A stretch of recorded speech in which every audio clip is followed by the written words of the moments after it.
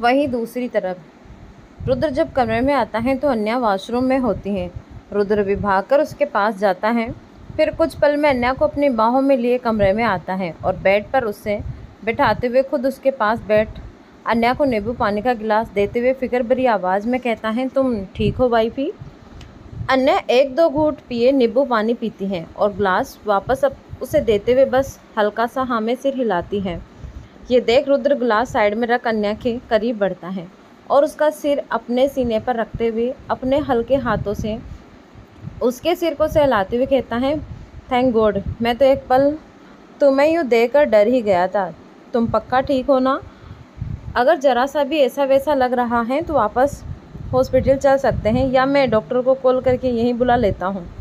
रुद्र को यूँ चिंता करते हुए देख अन्या उसे शांत करवाती हुई उसका हाथ पकड़ कहती है, रुद्र मैं बिल्कुल ठीक हूँ। प्रेगनेंसी में ऐसा थोड़ा बहुत होना नॉर्मल है। इतना बोलते हुए अन्या अपना सिर उठाते हुए रुद्र को देखती है जिसके चेहरे पर अभी कुछ चिंता की लकीरें दिख रहे थे। ये सब देख अन्या कुछ सोचते हुए उसका ध्यान भटकने के लिए कहती है, मेरी छोड़ो, मुझे तो आपकी तबीयत ठीक नहीं लग रही है। अन्या की यूँ कहने पर रुद्र अपनी आईब्रो उचकाते हुए कहता है, क्या मतलब है? मुझे क्या हुआ? अन्या रुद्र की बात सुन काफ़ी आराम से साइड के पिल्लों को अपने पास रखते हुए कहती है, मतलब ये कि आप ठीक हैं या नहीं, क्योंकि मुझे आपके ठीक होने पर डाउट सा हो रहा है अब। अन्या में ऐसी बातों को घुमाते हुए देख रुद्र अन्या की बाहें हल्के से पकड़ उसे अपने करीब खींचता हुआ कहता है, और तुम्हें ऐसा क्यों लग रहा है? अन्या रुद्र के यूं करीब आने पर एक पल उसे देखती ही रह जाती है, फिर उसे खुद से दूर करते हुए कहती हैं, क्योंकि ये रुद्र राय चौहान जिसके आगे दुनिया झुकती है, किसी की कुछ कहने की हिम्मत नहीं होती, वो यहाँ अपने ससुर के ताने सुनकर भी खामोश बैठा है और ऊपर से बात बात पर शोरी भी बोल रहा है। जिस रुद्र राय चौहान की साइड को मैं जानती हूँ वो तो ये बिल्कुल नहीं करता था।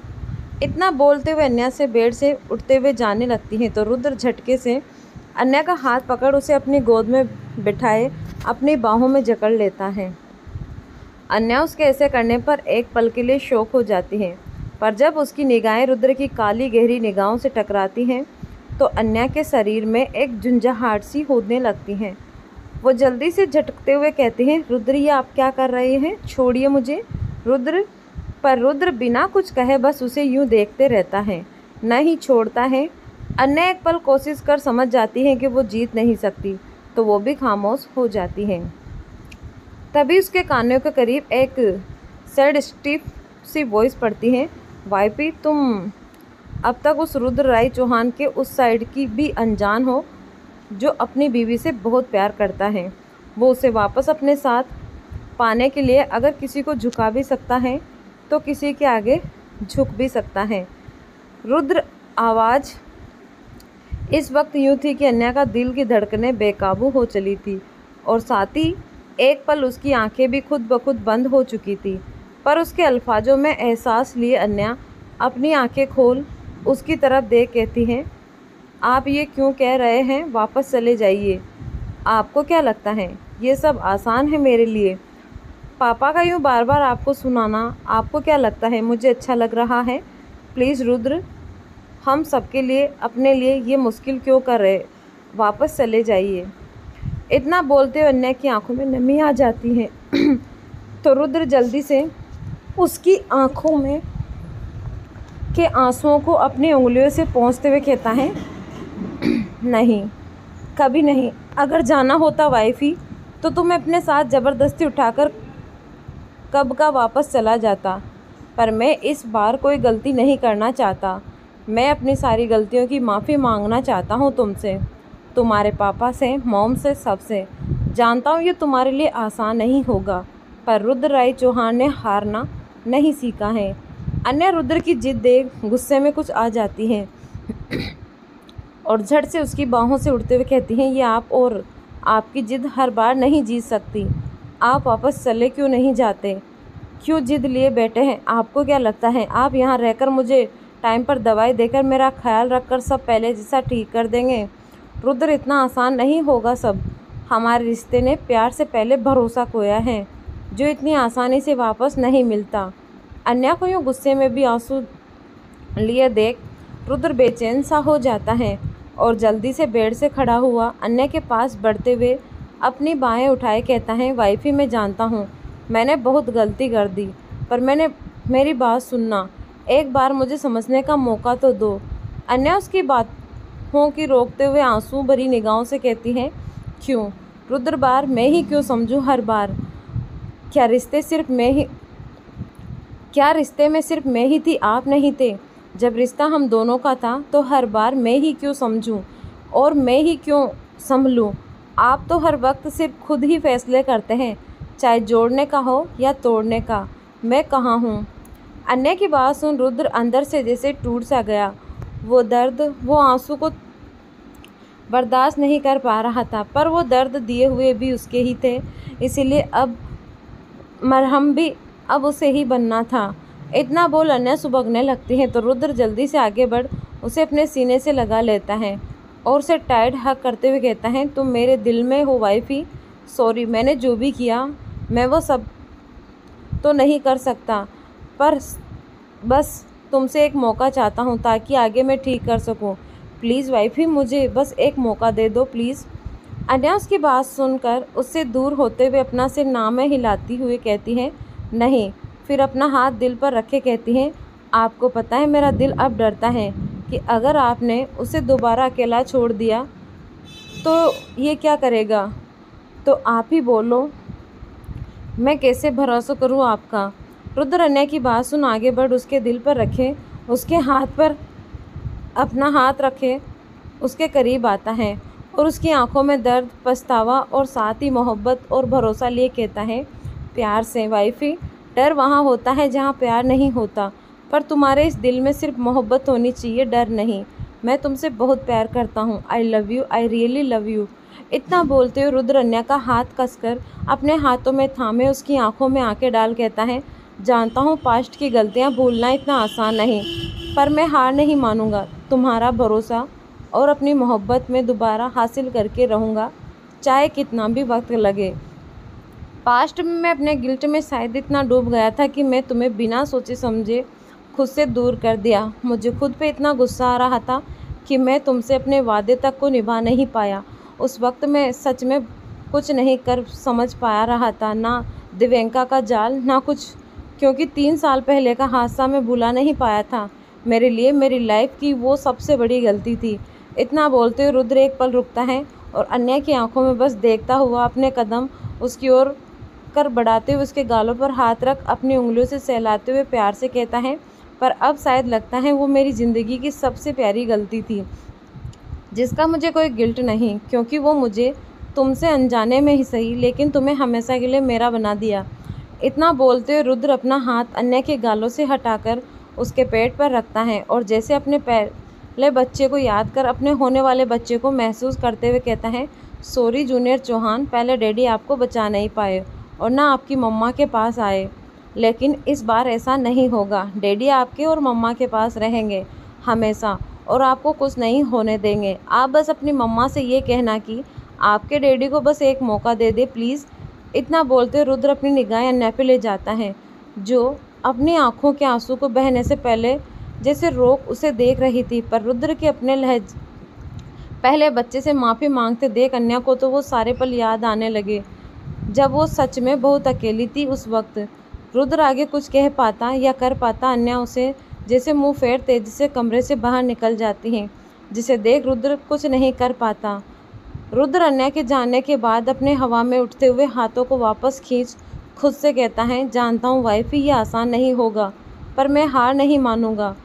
वहीं दूसरी तरफ शौर्य का घर, शौर्य जनरली चौहान मेंशन में रहता है, पर उसके बावजूद भी उसका एक अपना फ्लैट है जहाँ वो कभी कभार आ जाता है और जनरली अन्य के जाने के बाद वो कभी सबसे रूठ कुछ वक्त ऐसे यही रहता है।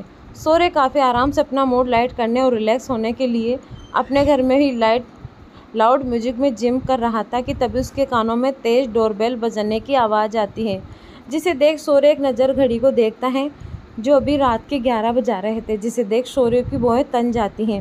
वो टॉवल से खुद के पसीने को पोंछते हुए कहता है, इस वक्त कौन है? शौर्य की इस घर का एड्रेस सिवाय चौहान मेंशन के मेंबर और उसके ड्राइवर के अलावा शौर्य जैसे ही दरवाज़ा खोलता है, अबे गुस्से में दनकते हुए आते हुए कहता है, ये सब क्या है शौर्य? शौर्य अबे को देख पहले तो हैरान रहता है, फिर दरवाज़ा बंद करके उसके पीछे आते हुए काफ़ी चिल हुए कहता है, अरे बावर्ची, तुझे नहीं पता ये मेरा घर है? शौर्य की बात सुन अबे उसे काफ़ी बुरी तरह से घूरता है, तो शौर्य उसे एक मस्त वाली स्माइल देता है। अबे गुस्से में उससे तरफ बट टीवी ऑन करते हुए उसमें चलने वाली न्यूज़ की तरफ इशारा करते हुए कहता है, मैं घर ही नहीं इस न्यूज़ की बात कर रहा हूँ। अबे की बात सुन शौर्य एक नज़र न्यूज़ को देखता है, जहाँ उसके लव सैंडल के बारे में एक कंपनी के CEO की बीवी के साथ दिख रहा था। शौर्य की एक फ़ोटो थी जो थोड़ी दूर से और ब्लड थी। शौर्य एक नज़र उस फोटो को देख पानी की बोतल ओपन करते हुए कहता है, ये रिपोर्टर्स मैं इन्हें छोड़ूंगा नहीं। इसने मेरी एक भी अच्छी फ़ोटो नहीं क्लिक की। मेरा हैंडसम फेस को देखो कैसा ब्लड बना दिया है। इतना बोलते हुए जैसे बोतल से पानी की घूंट लेने को होता है कि अभी उसे बोतल छीन भड़कते हुए अंदाज में कहता है, तुम्हें यहाँ फ़ोटो की पड़ी है, यह नहीं दिख रहा कि कितना बड़ा ये स्कैंडल हुए जा रहा है। तुम्हारा कैरियर पर सवाल उठ रहे हैं यार, तू क्यों खुद की लाइफ में यूँ बैठे बैठे बवाल खड़ा करते रहता है? जब देखो कोई नया स्कैंडल खड़ा कर देता है। तुम्हारी फिल्मों से ज़्यादा तो तुमने अपने ये स्कैंडल ज़्यादा आते हैं। अबे को यूँ बड़बड़ कर देख शौर्य टीवी बंद करते हुए आराम से सोफे पर फैलते हुए कहता है, अरे बावर्ची टेक चिल, ये सब 2 दिन के मज़े होते हैं, बाद में सब शांत हो जाता है। अबे शौर्य को यूँ रियल देख काफ़ी ज़्यादा चिढ़ जाता है। वो भड़कते हुए कहता है, यार तो ऐसा क्यों करता है? अपने कैरियर के ऐसे टॉप पे खड़ा होकर नीचे गिरने की तैयारी क्यों बार बार करता है? कितनी बार रुद्र ने भी तुझे कहा है, पर तू किसी की सुनता नहीं। मैं जानता हूँ इसमें से किसी भी लड़की के साथ तेरा कोई लेना देना नहीं, लेकिन फिर भी आए दिन तू यही सब करता है, आखिर क्यों? शौर्य अभय को ऐसे देख पहले तो मुस्कुराता है, फिर पास के मिनी फ्रिज से 2 बियर निकालकर एक अभय की तरफ फेंकता है और दूसरा खुद ओपन कर पीते हुए सोफे पर बैठ कहता है, क्योंकि मुझे डर नहीं लगता यार, अगर इतनी ऊंचाई से गिर भी जाऊं तो क्या ही फ़र्क पड़ता है? कौन है मेरे साथ जो मेरे गिरने पर रोए? इतना बोल शौर्य एक तीखी मुस्कान ले दोबारा बियर को अपने लबों से लगाता है। अबे शौर्य की हंसी के पीछे का दर्द जानता था, इसीलिए वो भी अपनी बियर के घूंट लिए सामने देखते हुए कहता है, यार तो सेटल क्यों नहीं हो जाता? कब तक बस अकेला रहेगा? अभय की बात सुन शौर्य, जो कुछ अपनी एक बियर के बाद दूसरी बियर को पीने में था, वो रुके हुए उसकी तरफ देख कहता है, सेटल? हंसते हुए क्या होगा? अगर मैं सेटल हो गया तो मेरी फीमेल फैंस का? शौर्य को इतना लाइट बातें करते देख अभय ताने मारता हुआ कहता है, यार शौर्य मजाक मत कर, मैं सीरियस हूँ। अंकल आंटी के जाने के बाद तूने कभी अपनी फैमिली स्टार्ट करने का नहीं सोचा? भले ही तू लाखों से फर्स्ट कर ले या हज़ारों के साथ रह ले, पर आज तक तुमने कभी भी किसी को अपनी ज़िंदगी में शामिल होने की वो लकीर क्रॉस नहीं करने दी। ऐसा कब तक चलेगा? शौर्य अभय की सीरियस बातों को भी अपने मजाकिया अंदाज में एक मस्त आई एग्री के लिए कहता है, जब तक कोई शौर्य मित्तल की टक्कर की मिल नहीं जाती तब तक तो ऐसे ही चलेगा। मेरी छोड़, तू भी तो अपनी बात कर। एटलीस्ट मेरे आसपास तितलियां तो हैं, पर तू बावर्ची बिना स्वाद के ज़िंदगी क्यों जी रहा है? तू क्यों नहीं सोचता है अपनी लाइफ में बावर्चियानी लाने का? शौर्य अपनी बात कहे एक मजाकिया हंसती हंस और अभय उसे घूरते हुए आवाज़ में अपनी बोए चढ़ाते हुए कहता है, बावर्चियानी। शौर्य काफ़ी क्यूटली बने अपनी आँखों को बड़ी बड़ी कर अपनी पलकें बार बार झपकाता हुआ हाँ में सिर हिलाता है, तो अभय सीधा उसके मुंह में कुशन मारते हुए कहता है, ऐसा कोई शब्द नहीं होता। अभय इतना बोल अपने लिए दूसरी बियर की बोतल ओपन करता है, तो शौर्य उसके बियर से अपने बियर को चीयर्स करते हुए हंसते हुए अपनी नौटंकी भरे अंदाज में कहता है, अरे बावर्ची शब्द पे मत जा, इमोशन पे जा और ज़रा सोच इस बारे में। आखिर हमें ही तो सोचना है, हमारे शेर के आने वाले नन्हे टाइगर के लिए भी कोई चाहिए, वो अकेला बोर हो जाएगा ना। शौर्य की नौटंकी देख अभय तो उसे इग्नोर करता है, पर कुछ बातें उसके दिल में एक हवासी बह गई थी। वो सोफे से उठता हुआ चुपचाप अपनी बियर लिए बालकनी में आ जाता है। शौर्य अभय को पीछे से आवाज़ देता है तो वो नहीं रुकता और ना ही कुछ कहता है। शौर्य जानता था उसके दोस्त की खामोशी में जितना दर्द होता है उतना शायद उसके चेहरे पर दिखता हो। शौर्य भी अपनी बियर लिए बालकनी में की ओर बढ़ जाता है। वहाँ काफ़ी ठंडी हवा चल रही थी और बालकनी से दिखते शहर की शांति और शोर का ऐसा मंजर साथ देख जैसे खुद का ख्याल भया महसूस हो रहा हो। अबे खामोशी से बाहर देखता हुआ अपनी बियर की सीप लेता है। शौर्य पीछे से आकर उसके बगल में खड़ा होता है, फिर अबे को देख बस उसके कंधे पर धीरे से हाथ रख सहला देता है। तो अबे वैसे ही सामने देख कहता है, शादी, लाइफ पार्टनर, रिलेशनशिप, साथी। मेरा इस सब पे यकीन तभी उठ गया था जब मैंने अपनी माँ को इन्हीं रिश्तों में जूझते हुए देखा था। उनकी लाइफ बिना सहारे की कश्ती जैसी हो गई थी। डूबना तय होने के बावजूद भी वो यही बस इंतज़ार करते रह गई, ना खुद को संभाला, ना खुद के लिए कभी सोचा। इतना सब होने के बाद भी आखिरी समय भी उन्हें धोखा ही मिला था। इतना बोल अबे अपने खाली निगाहें शौर्य पे डालते हुए कहता है, इसीलिए मैं उसमें बनने में यकीन नहीं करता हूँ और ना निभाने में। इसलिए बेहतर होगा मेरी छोड़, तू अपने बारे में सोच। अबे की बात सुन शौर्य उसे देखता है, फिर सामने देख मुस्कुराते हुए कहता है, तेरे रखने या ना रखने से कुछ नहीं होगा बावर्ची। जब जिससे तेरी ज़िंदगी में शामिल होना होगा तब तूफ़ान की तरह आकर तुझे अपनी कश्ती में यूं सवार कर लेगी तो तुझे पता भी नहीं चलेगा। शायद इसी को प्यार कहते हैं। शौर्य की बात सुन अबे अपनी भौई चढ़ाए उसे देखता है तो शौर्य हंसते हुए अपने बालों में स्टाइल से हाथ फेरते हुए कहता है, और इसकी ताकत का अंदाज़ा तो अपने यार से लगा ही सकता है। देख भाभी को मनाने के लिए रुद्र कितनी मेहनत कर रहा है। वो इंसान रिश्तों से प्यार से भागता था, वो आज अपने ही प्यार के लिए सबसे लड़ने में भी तैयार है। खुद तो पूरी तरह बदल गया है। इसलिए सच ही कहा है, प्यार में बहुत ही ताकत होती है, बस सही वक्त और राइट पार्टनर के मिलने की देर होती है। शौर्य इतना बोल अपनी बियर के घूंट लेता है तो अबे उसकी तरफ अजीब नज़रों से देख कहता है, लगता है तुझे चढ़ गई है, इसीलिए अपनी फिल्मों की डायलॉग यहाँ चढ़ा रहा है। ये रियल लाइफ है, यहाँ ऐसा नहीं होता। शौर्य कुछ एग्जैक्टली बियर की बोतल को अभय की ओर बोतल से टकराने से चेयर करते हुए कहता है, फिल्मी दुनिया रियल की दुनिया से ज़्यादा दूर नहीं होती बावर्ची। इतना बोल शौर्य तो अपने बियर का घूंट लेता है, पर शौर्य के ऐसे अभय की बोतल से मारने से बियर चालक अचानक है अभय के हाथ और कपड़ों पर लग जाते हैं, जिसे देख वो साफ करता हुआ अंदर वॉशरूम की तरफ बढ़ जाता है।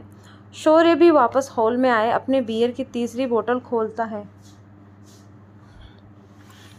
वहीं अभय शौर्य के वॉशरूम से जैसे ही खुद को क्लीन कर बाहर उसके कमरे में आता है, उसकी नज़र एक बड़े से टेडी पे जाती है, जिसे देख अभय की नज़रें कुछ पल चढ़ सी जाती हैं। वो अपने कदम उस ओर बढ़ाए एक पल उसे देखता है। उस टेडी ने अपने मुंह पर मास्क और सिर पर एक कैप डाला हुआ था। अभय उस टेडी को देख सोचते हुए खुद से कहता है, ये भोलू यहाँ पे, और इसे ये कैप और मास्क क्यों पहना कर रखा है। शौर्य की पसंद कब से लड़कियों वाली हो गई है। इतना बोल अभय अपने सिर पर हाथ रख कर कहता है, इस लड़के को खुद के लिए लड़की ढूंढने का बोलना है, न कि खुद लड़कियों वाले शौक रखने का। काफ़ी अजीब है ये। इतना बोलते हुए अभय काफ़ी अजीब है ये। इतना बोलते अभय शौर्य के कमरे से निकल तो जाता है। उसके दिमाग में वो टेडी ही था, पर शौर्य से कुछ पूछ पाता उससे पहले ही शौर्य ने बातों को बदल कर बियर की बोतल पकड़ा दी और साथ ही ड्रिंक करने लगा। कुछ पल नशे में होने पे शौर्य कुछ ढूंढते हुए अपने कमरे में आता है तो उसकी नज़र उसके टेडी पे जाती है। वो उस टेडी को देख मुस्कुराते हुए उसके पास आ जाता है और उस टेडी की आंखों में देख प्यार से हौले से उस टेडी को छूता हुआ अपनी बड़ी सी मुस्कान लिए लड़खड़ाती हुई जुबान से कहता है, मिस ब्यूटीफुल आई। वहीं दूसरी तरफ अन्या का घर। सारिका जी अन्या के कमरे में उसकी मालिश कर रही थी, इसीलिए रुद्र बाहर बैठ लैपटॉप पे अपना काम कर रहा था। ऑफिस के काम कुछ वक्त से डिस्टर्ब होने की वजह से उस पर थोड़ा लोड सा हो गया था। रुद्र अपने काम में यूँ लगा कि वक्त कितना कब बीत गया उसे खबर ही नहीं रहा। वो काफ़ी ज़्यादा थक चुका था, इसीलिए वो अपनी आंखों को सहलाते हुए अपना लैपटॉप बंद किए अन्या की ओर बढ़ता है, पर वो जैसे ही दरवाज़ा खोलने को होता है तो दरवाज़ा अंदर से बंद होता है। ये देख रुद्र थोड़ा सख्ते में आ जाता है। वो एक दो बार और ट्राई करता है, पर दरवाज़ा अंदर से बंद होने की वजह से वो खोल नहीं पाता। वो जैसे दरवाज़ा खटखटाने के लिए अपना हाथ आगे बढ़ाता है कि उसकी नज़र डोर पे लगे एक छोटे से नोट पे जाती है। रुद्र उसे अपने हाथों से जैसे ही पढ़ता है उसकी भौहें तनते हुए माथे पर बल पड़ जाते हैं। वो नोट में लिखे अल्फाज अन्या के थे, रुद्र के लिए। माफ़ी इतनी आसान नहीं रुद्र, एक शब्द मेरे उन अनदेखे जख्म नहीं भर सकते, इसलिए बेहतर होगा आप यहाँ से वापस लौट जाए। अन्या के वो चंद शब्दों में छुपे दर्द रुद्र को साफ महसूस करवा सकता था। रुद्र उस अल्फाजों को पढ़ एक पल मुस्कुराता है और अगले ही पल एक दर्द में आह भरते हुए बंद दरवाजे को छूते हुए कहता है, ऐसे कैसे लौट जाऊं वाइफी, जब मेरा सुकून मेरी मोहब्बत सब यहाँ है। अब लौटूंगा तो वाइफी अपनी मोहब्बत के साथ ही, वरना। इतना बोल रुद्र अन्या के दरवाजे से टिक अपना हाथ पॉकेट में डाले होल में नज़रें घुमाते हुए मुस्कुराकर कहता है, वरना घर जमाई बनने में मुझे कोई प्रॉब्लम नहीं है।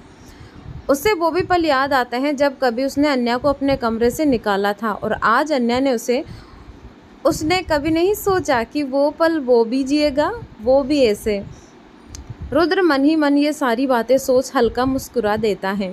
तभी उससे अपने सामने एक अक्स दिखाई देता है, जिससे देख रुद्र अपनी निगाहें उठाकर सामने देखता है तो उसकी मुस्कान सताके में आ जाती है, क्योंकि सामने केवेंद्र जी खड़े उससे अपनी आंखें चढ़ाए देख रहे थे। रुद्र केवेंद्र जी को यूं देख थोड़ा अवॉर्ड सा फील करता है, पर खुद को नॉर्मल दिखान काफ़ी नरम लहजे में कहता है, पापा आप सोए नहीं अभी तक। केवेंद्र जी रुद्र का सवाल अपने एक कदम आगे लिए कहते हैं, यही सवाल मेरा तुमसे होना चाहिए था, यहाँ कमरे के बाहर क्या कर रहे हो इस वक्त। केवेंद्र जी का सवाल सुन रुद्र थोड़ा अवॉर्ड भरी नज़रों से एक नज़र अन्या के बंद दरवाजे को देख अपना सिर के पीछे हाथ सहलाते हुए सोचने लगता है, अब वो क्या कहें। अब बेचारा ये तो नहीं बोल सकता कि उसकी खुद की बीवी ने उसे अपने कमरे से निकाल दिया है। ये जान क्या ही उसकी इज्जत रह जाएगी अपने ससुराल में।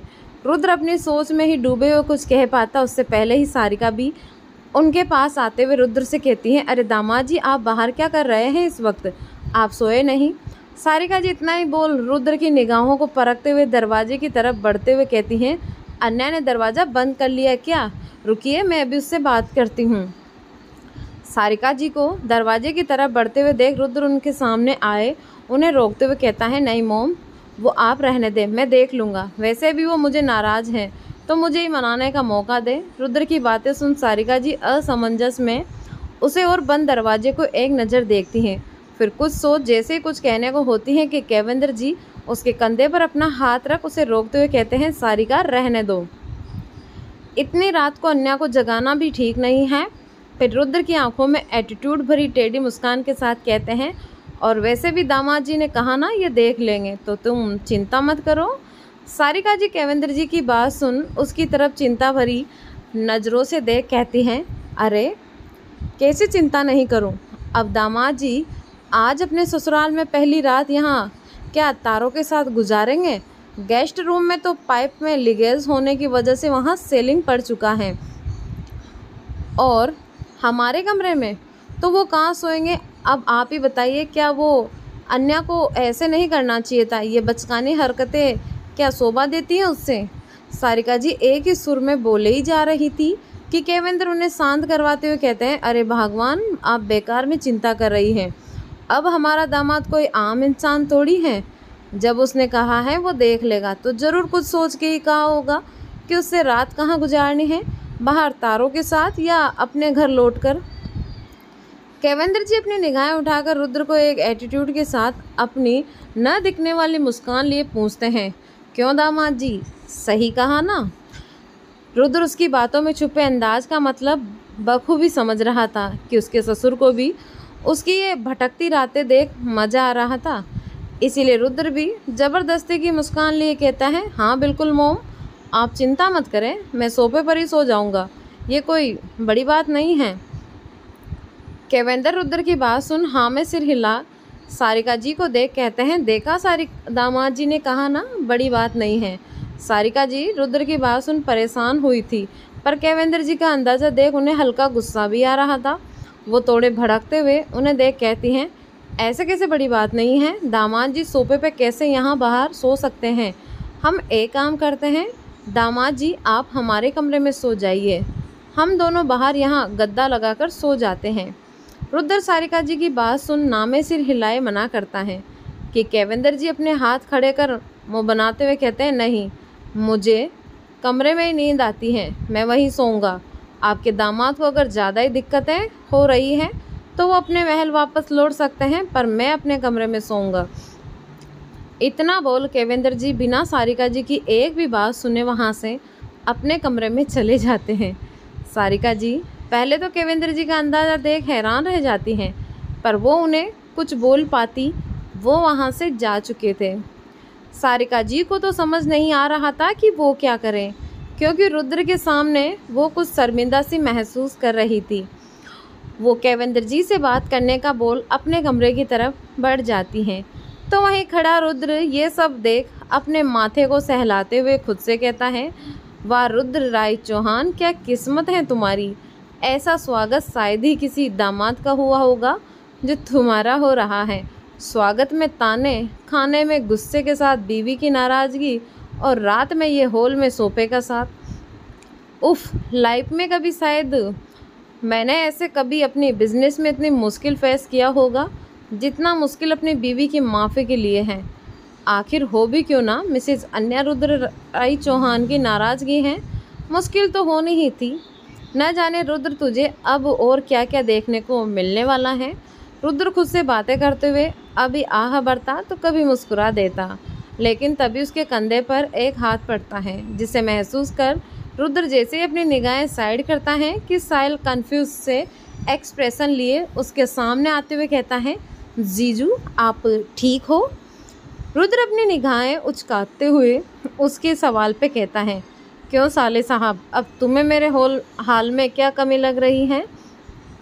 साहिल रुद्र का कुछ बेफिक्र का जवाब सुन कंफ्यूज हुए भी थोड़ा मुस्कुराकर कहता है, वो ये कि आप यहाँ खुद से अकेले खड़े खड़े बड़बड़ा रहे थे। रुद्र साहिल का जवाब सुन एक नज़र उसे देख हॉल के सोफे की तरफ बढ़ते हुए कहता है, अब अकेले नहीं बड़बड़ाऊँ तो क्या करूँ, तुम्हारी बहन ने मुझे अपने कमरे से निकाल दिया है, और तो और मेरे ससुर जी ने मुझे एक अल्टीमेटम दे दिया है, सोफे पे सोने का या वापस लौट जाने का। साहिल रुद्र के पीछे चलते हुए उसके पास बैठते हुए कहता है, वाह जीजू, आपके साथ तो बहुत ट्रेजेडी वाली फिल्म बन रही है। साहिल अपने हाथों के एक्शन के साथ कहता है, लाइक जालिम बीवी के साथ एक खड़ूस ससुर जी फ्री। साहिल की नौटंकी भरी बातें सुन रुद्र रेहान की याद आ जा गई। वो हल्का सा मुस्कुरा देता है और साहिल के सिर के बाल बिगाड़ते हुए कहता है, साले साहब संभल कर, तुम मेरी बीवी की बुराई कर रहे हो, वो भी मेरे सामने। साहिल रुद्र की बात सुन अपनी बात संभालते हुए कहता है, अरे नहीं जीजू, मेरी ऐसी मजाल कि मैं आपकी बुराई दीदू के सामने और दीदू की बुराई आपके सामने कर सकूं। इतना बोल साहिल एक कन्फ्यूज सी स्माइल देता तो रुद्र उसे देख अपना सिर हल्का सा हिलाकर कुछ सोचते हुए अपना फ़ोन निकाल कुछ टाइप करता है।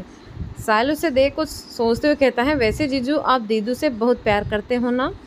साहिल का सवाल सुनने रुद्र अपने फ़ोन से ध्यान हटाए उसकी तरफ देख अपनी एक आईब्रो उचकाते हुए कहता है, तुम्हें कोई शक है मेरी मोहब्बत पे।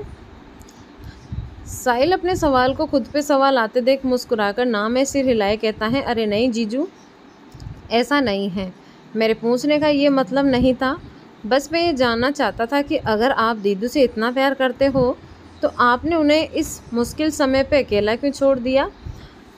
साहिल का सवाल सुन रुद्र भी एक पल खामोश सा हो गया।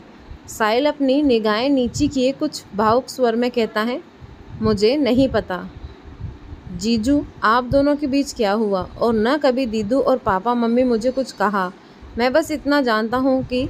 साहिल अपनी बात कहते हुए अपनी निगाहें रुद्र की निगाहों से मिलाते हुए कहता है, दीदू ने आपको हर पल याद किया है जीजू, शायद उनकी सुबह आपके नाम की मुस्कान से होती थी और रात आपके नाम के आंसू से। दीदू ने कभी जाहिर नहीं किया, पर घर में हम सबको पता है, वो हर पल बस आपको मिस करती थी, उनकी आंखें सिर्फ आपको तलाश करती थी। कहने को हम सब थे दीदू के साथ, लेकिन फिर भी उन्हें सिर्फ आपकी कमी महसूस होती थी। इसीलिए जीजू आपसे रिक्वेस्ट है, आप हार मत मानना और हमेशा उनके साथ रहना। इतना बोल साहिल बस हल्का मुस्कुराकर उसे देखता है, पर उसकी आंखें उसकी बहन की फिक्र बयां हो रही थी। रुद्र को साहिल की बातों में आज एक बड़े बने भाई की झलक दिख रही थी। वो अपनी बहन से बहुत प्यार करता है और उसकी परवाह के लिए वो आज रुद्र से विनती कर रहा है। रुद्र साहिल को देख उसके सिर पर हाथ पैर उसका हाथ थामते हुए विश्वास से कहता है, साहिल डोंट वरी, मैं हमेशा अन्य के साथ रहूँगा और हार नहीं मानूंगा। फिर खुद सोचते हुए रुद्र कहता है, पर इसमें तुम्हें मेरा साथ देना होगा। साहिल एक्साइटेडली कहता है, ऑफ कोर्स जीजू, ये भी कोई पूछने वाली बात है, I am always with you. Sahil अपनी बात कहे रुद्र को एक विंग करते हुए पोमरेडर की तरह सैल्यूट करता है। फिर हंसते हुए बेफिक्र लहजे में कहता है, वैसे मुझे आपका साथ तो देना ही होगा, वरना दीदू को संभालना हमारे बस की बात नहीं। उनके नखरे तो अब बस आप ही झेलो। इतना बोल साहिल अपनी नौटंकी किए अपना हाथ जोड़ रुद्र के कदमों पे झुकता है, तो रुद्र अपना सिर हल्का सा हिलाते हुए सोचता है कि शायद ही उसका इस नौटंकी की टोली से छुटकारा मिलेगा। रुद्र फिर सोफे का कुशन ठीक करता है, तो साहिल उसे ये देख पूछता है, वैसे जीजू आप यहाँ सोने वाले हो? रुद्र हाँ में सिर हिला देता है और बेचारगी वाली नज़रों से अन्या के कमरे की तरफ देखता है, तो साहिल उसकी निगाहों को फॉलो किए अपने सिर पर हल्की चपत लगाते हुए कहता है, ओहो, मैं तो आपको बताना ही भूल गया, मुझे आपको मेरे कमरे में सोने का बोला है। रुद्र साहिल की बात सुन सोफे पर बैठते हुए नाम में सिर हिलाए कहता है, नहीं, उसकी कोई ज़रूरत नहीं है साहिल, मैं यहीं ठीक हूँ, और वैसे भी शायद ही मुझे आज नींद आने वाली है, तो कम से कम उस बंद दरवाजे को देख के थोड़ा सुकून पा लूँगा। इतना बोल रुद्र आज से दरवाजे को देखता है, तो साहिल रुद्र की परेशानी देख सोचने लगता है। वो अपने दिमाग के घोड़े दौड़ाता है और कुछ पल यूं ही रुद्र को उस बंद दरवाजे को देखता है। फिर अचानक ही कुछ सोच एक डेविल स्माइल लिए रुद्र से कहता है, वैसे जीजू, अगर मैं आपके थोड़े सुकून को पूरे सुकून में बदल दूँ तो? साहिल की बात सुन रुद्र उचकते हुए उससे देखता है, तो साहिल उसे कुछ इशारा करता है, जिसके पल झपकते ही रुद्र समझ जाता है और उसके चेहरे पर एक मुस्कान बिखर जाती है। सुबह का वक्त, अन्या का कमरा। रात को भले ही अन्या ने रुद्र को अपने कमरे में ना आने से रोक दिया था ताकि उसकी नाराज़गी उसके सामने पिघल ना पाए, पर इस पल अन्या की नाराज़गी का पता नहीं, लेकिन उसकी बेचैनी ने उसको काफ़ी सताया। उसका ध्यान, दिल, मन सब रुद्र में ही अटका हुआ था। वो ही जानती थी कितनी मुश्किल उसने खुद को रोककर रुद्र के ख्यालों से झटक सोने के लिए मजबूर किया था। रात को उसे भी काफ़ी देर से ही नींद आई, पर जब आई तो अगले ही पल एक जानी पहचानी एहसास खुद में समेट अन्या अपनी नींद के आगोश में बेसुसी हो गई। काफ़ी सुकून था अन्या को इस रात के साथ। उसकी सुबह में भी सूरज निकल आया था और अपने प्रकाश लिए चढ़ने लगा था। अन्या सुकून से सोई उस खिल्ली रोशनी पड़ने अपनी पलकें झपकाते हुए खोलती है। सामने एक नए दिन की खुशनुमा सुबह को महसूस कर वो हल्का सा मुस्कुरा देती हैं, पर जैसे ही वो खुद को हिलने की कोशिश करती हैं तो उसे खुद को जकड़ा हुआ महसूस करती हैं, जिसे महसूस कर अन्या सदमे में आ जाती हैं। वो जैसे अपना सिर साइड पलटती हैं तो उसकी सोच सच साबित होती है, क्योंकि रुद्र उसे टाइटली हक कर काफ़ी सुकून की नींद में सोया हुआ था। रुद्र अपने इतने करीब देख अन्या को काफ़ी हैरानी होती है, क्योंकि जहाँ तक उसे याद था कल रात उसने दरवाज़ा अंदर से बंद किया था, तो रुद्र उसके साथ कमरे में उसके बेड पे कैसे? ये सब सोचते हुए अन्या पहले तो रुद्र को घूरती है, पर अगले ही पल उसके दिल की धड़कन बढ़ा देने वाली उसकी सांसों की खुशबू, उसका शांत सा सोया हुआ चेहरा, ये देख अन्या जैसे खुद को ही एक पल भुला बैठी थी। शायद अन्या ने इन बीते दिनों की हर सुबह ऐसी सुबह देखने की तमन्ना की थी। रुद्र को यूं देख अन्या ना चाहते हुए भी हल्का मुस्कुरा देती हैं और अपना एक हाथ उसके चेहरे के पास लिए अपनी उंगलियों के ओर से हौले हौले उसके माथे पर बिखरे बालों को संवारते हुए बस एकटक उसे देखती रहती हैं। कितना सुकून था अन्या के दिल में इस वक्त, वो बयां नहीं कर सकती थी। अपनी मोहब्बत को अपने पास यूं देख सुबह की पहली किरण जैसे लिए देख दिल को जो सुकून मिलता था वो हर शब्दों जज्बातों से बिल्कुल परे हुआ करता था। अन्य आज उस एहसास को इस इतने वक्त बाद भी कुछ अलग ही महसूस कर रही थी। वो चाहे कितनी भी नाराज़ हो या गुस्से में हो, पर इस एहसास से दूर नहीं रह सकती थी। अन्य यूं ही उसके बालों से खेलते हुए, उसके वक्त चढ़ते हुए आईब्रो को हल्का से टच करते हुए उसे तीखे और वक्त में गुस्से से सवार नाक को छूती हुई हल्का सा मुस्कुरा देती है। फिर अपने हाथ को उसके लिप्स पे ले जाते जाते रुक जाती हैं और यूं ही बस उसे देखती रहती है। अन्या बिना किसी शोर लिए बस यूं ही रुद्र को प्यार भरी निगाहों से देखती रहती हैं। लेकिन तभी उसके कानों में रुद्र की शरारत से भरी आवाज़ पड़ती है, वाइफी, अगर यूं ही तुम मुझे प्यार भरी निगाहों से देखोगी तो मुझे दोबारा मोहब्बत हो जाएगी और मैं खुद पे काबू खो दूंगा। रुद्र के हिलते होठों से उसके लफ्ज सुन अन्या हैरान रह गई, क्योंकि उसे लगा रुद्र तो सोया हुआ है। रुद्र अपनी आंखें झट से खोल अन्या को देखता है तो अन्या जल्दी से अपना मुंह फेर उसकी पकड़ से छूट जाने के लिए बढ़ती है कि रुद्र अपने हाथ आगे बढ़ाकर अन्या की बाहें पकड़ उसे अपने करीब खींचता है और खुद थोड़ा आगे आते हुए झट से अन्या के होठों को अपने होठों की पकड़ में लेते हुए उसे काफ़ी पैसिनेट से भरा किस करने लगता है। अन्या को पूरी तरह शौक हो जाती है।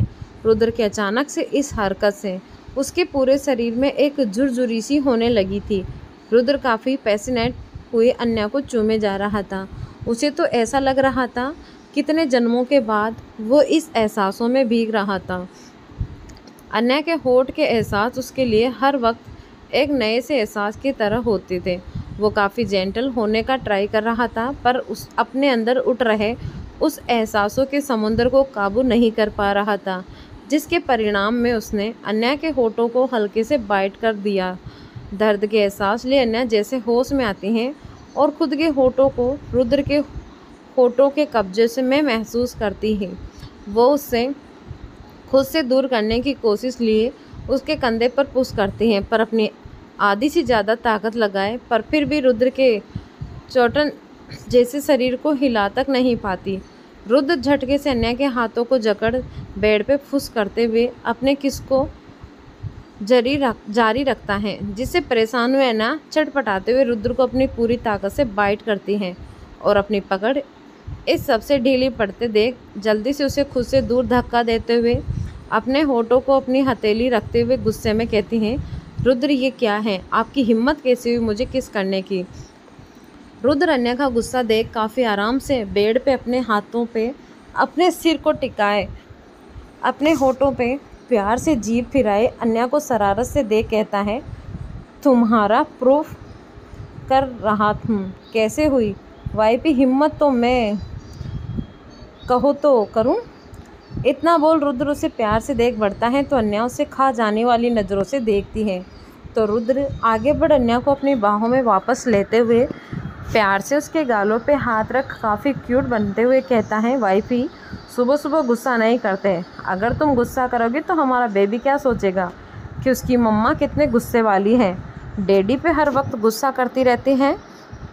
अन्या उसकी बात सुन उसे घूरते हुए उसका हाथ झटकते हुए कहती है, क्योंकि उसके डैडी की हरकतें ही वैसी होती हैं, अब छोड़े मुझे जाने दे। इतना बोल अन्या खुद को रुद्र से छुड़ाने के लिए होती है तो रुद्र उसे न छोड़ने का इशारा किए उसे बैग हक कर अपना सिर उसके कंधे पे टिकाए हुए बच्चे की तरह जिद करते हुए कहता है, नहीं नहीं नहीं, पहले मम्मा डैडी को प्यार से गुड मॉर्निंग विश करेगी तब। रुद्र की जिद देख अन्या चिढ़ते हुए कहती हैं, रुद्र उसके बीच में ही काटते हुए कहता है, नहीं नहीं वाइफी, मैं कुछ नहीं सुनूंगा, सुबह सुबह गुस्सा नहीं करते, अगर तुम मेरे किस करने की वजह से गुस्सा हो तो एक काम करो, तो मुझे दोबारा किस कर लो, मैं कोई शिकायत नहीं करूँगा। इतना बोल रुद्र अपनी आंखें बंद कर अपने होठों को क्यूटली आगे करता है तो अन्या उसकी बात सुन उसे अजीब नज़रों से देखती हैं, जैसे वो उसे पागल दिखते हो। पर रुद्र को यूँ क्यूट बनने देख अन्या को मन ही मन हंसी भी आ रही थी, पर वो न जताते हुए रुद्र के गालों को अपने हाथों से झटकते हुए कहती हैं, अच्छे से जानती हूँ आपके इरादे, अब थोड़े मुझे फ्रेश होना है, छोड़िए कोई ज़रूरत नहीं है, मैं जा रही हूँ। रुद्र अनन्या की बात सुन नामे सिर हिलाए हुए कहता है गुड मॉर्निंग। पहले गुड मॉर्निंग। अनन्या चिढ़ते हुए कहती है हाँ हाँ गुड मॉर्निंग, अब छोड़िए। रुद्र मुस्कुराकर अनन्या के गर्दन पे गले से चूमते हुए कहता है गुड मॉर्निंग वाइफी, बहुत वक्त बाद मेरे सुकून भरी सुबह हुई है। थैंक यू मेरी हर सुबह इतनी सुकून बनाने के लिए। इतना बोल रुद्र जल्दी से अनन्या को छोड़ उसे पेट पर हाथ रखते हुए उसे होले से किस करते हुए कहता है तुम्हें भी good morning my junior Chauhan. इतना बोल रुद्र हल्के से अनन्या पे पेट को सहलाता हुआ बेड से खड़ा होता है और वॉशरूम की तरफ बढ़ जाता है। अनन्या रुद्र की हरकत से पहले तो खामोश हो जाती हैं, पर उसे यूं जाता देख एक नज़र दरवाजे को देख पूछती हैं वैसे आप अंदर आए कैसे? मैंने तो दरवाज़ा बंद किया था अंदर से। रुद्र अनन्या की बात सुन पलटता है और शरारत के साथ एटीट्यूड लिए कहता है वो क्या है ना वाइफी, ऐसा कोई दरवाज़ा बना ही नहीं जो रुद्र राय चौहान को उसकी वाइफी के पास आने से रोक सके। इतना बोल रुद्र अपना कॉलर टसन से उठाता हुआ वॉशरूम में घुस जाता है, जिसे देख अनन्या की भौहें तन जाती हैं। फिर कुछ सोचते हुए अपने बेड से उठती हैं और अपने कमरे के एक छोटी सी खिड़की के पास आती हुई उसे खोल कहती हैं दरवाज़ा या खिड़की। इतना बोल अनन्या खुद में मुस्कुरा देती है क्योंकि रुद्र जितने डायलॉग मार रहा था वो झूठ था।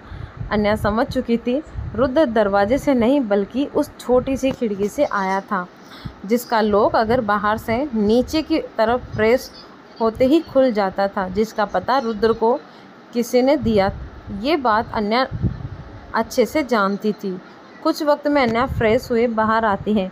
कमरे में रुद्र को न पाकर अनन्या चारों तरफ निगाहें घुमाते हुए कमरे से बाहर आती हैं और हॉल और गार्डन एरिया में टटोलते हुए किचन की तरफ बढ़ जाती हैं, जहां सारिका जी सुबह का नाश्ता बना रही थी।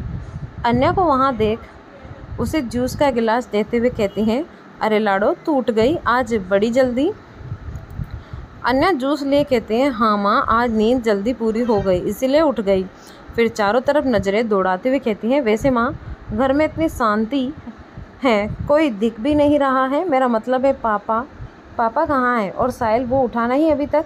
और इतना बोलते बोलते अनन्या चुप हो जाती है तो सारिका जी एक नज़र अनन्या को देख मुस्कुराते हुए कहती हैं लाडो तू आज जल्दी उठ गई है, तुझे पता नहीं है तेरे पापा और साहिल सुबह सुबह वॉक पे जाते हैं तो वहीं गए हैं।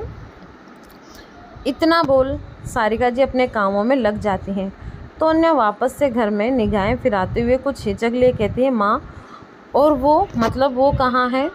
सारिका अनन्या के सवाल को पहले से जानती थी पर अनजान बने कहती हैं वो कौन लाडो, तू किसकी बात कर रही है? अनन्या सारिका जी की बात सुन समझ जाती हैं उसकी माँ ही आज उसे छेड़ने के लिए मूड में है, इसीलिए वो थोड़े झल्लाते हुए कहती हैं माँ मैं रुद्र की बात कर रही हूँ, आपके दामाद। सारिका जी अनन्या की झलझलाती देखकर फिर अचानक से बने कहती हैं ओहो दामाद जी वो तो गए। अनन्या ये सुन शौक हुए सारिका जी को देख कहती हैं गए? क्या मतलब गए? फिर अपनी आवाज़ धीमी कर खुद से सवाल के कहती है रुद्र ऐसे कैसे जा सकते हैं मुझे दोबारा छोड़कर? क्या मैंने उन्हें ज़्यादा ही तंग कर दिया? पर मैंने अभी तो कुछ किया ही नहीं, इतनी जल्दी हार के वापस चले गए। अनन्या अपने ही सवाल में मायूस सी हो जाती है। दोस्तों 2 दिन से मेरी तबीयत बहुत ख़राब थी और आज ही मैं हॉस्पिटल से आई थी तो अब आज आपके लिए स्टोरी तो बना ली पर थोड़ी लेट है। बाकी मैं कोशिश करूँगी कल से आपको सुबह 7 बजे स्टोरी मिलेगी। धन्यवाद।